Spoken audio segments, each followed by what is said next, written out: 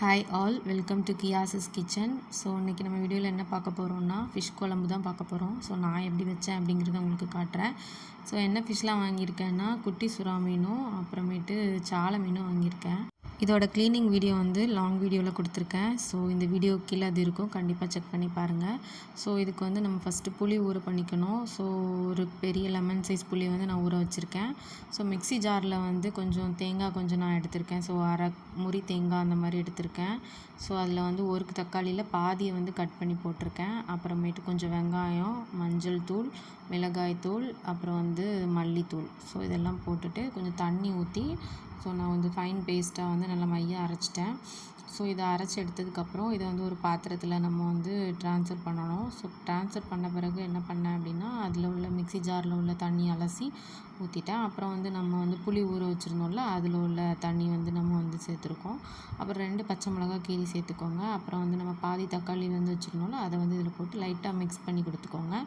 அப்புறம் வந்து உப்பு வந்து நம்ம தேவைக்கேற்ப ஒரு 2 ஸ்பூன் அந்த மாதிரி நான் கிட்ட போட்டிருக்கேன். ஸோ அதுக்கப்புறம் நம்ம என்ன பண்ணோம்னா இதை வந்து அடுப்பில் வந்து வச்சிடலாம், கொதிக்க விட்டுறணும் குழம்ப. ஸோ இந்த குழம்பு விடுற கேப்பில் வந்து நம்ம வந்து மீனை போடணும். மீன் வந்து லாஸ்ட்டு 15 மினிட்ஸுக்கு முன்னாடி போடுங்க. பிகாஸ் இந்த மீன் கொஞ்சம் கல் மாதிரி தான் இருக்கும். ஸோ ஒரு 15 மினிட்ஸ் கண்டிப்பாக தேவைப்படும் இது வந்து கொதிக்கிறதுக்கு, ஸோ வேகிறதுக்கு. ஸோ அதனால் ஒரு 15 மினிட்ஸுக்கு முன்னக்கூட்டியே மீனை வந்து நான் போட்டுட்டேன். அதுக்கப்புறம் தான் ஓரளவுக்கு நல்லா வந்து குழம்பு வந்து வத்துச்சு. ஸோ நான் வந்து இந்த ஸ்டேஜில் மீனை போட்டு இன்னும் நல்லாவே கொதிக்க விட்டுட்டேன். ஸோ அதுக்கப்புறம் என்ன பண்ணுறோம் அப்படின்னு சொன்னால் நம்ம சாலை மீன் நம்ம வந்து வாங்கியிருந்தோம்ல, அந்த சாலை மீனை வந்து நான் ஃபுல்லாகவே க்ளீன் பண்ணி வச்சுட்டேன்.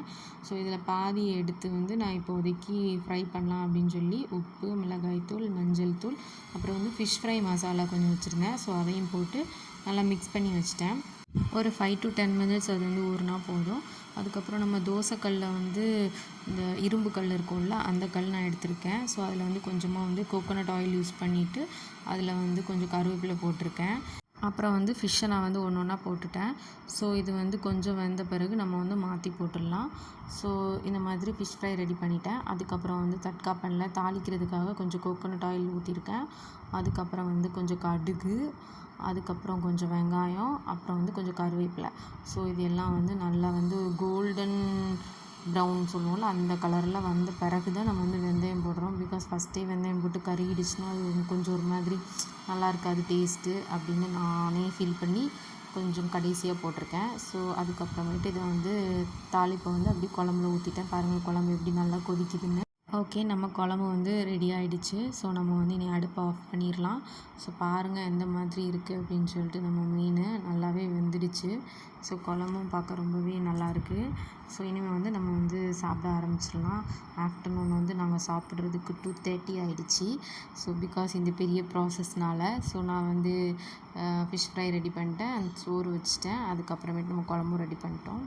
ஓகே, நம்ம வந்து சாப்பிட போகிறோம். ரைஸ் வச்சு குழம்பு ஊற்றி ஃபிஷ் ஃப்ரை கொஞ்சம் வச்சுருக்கேன்.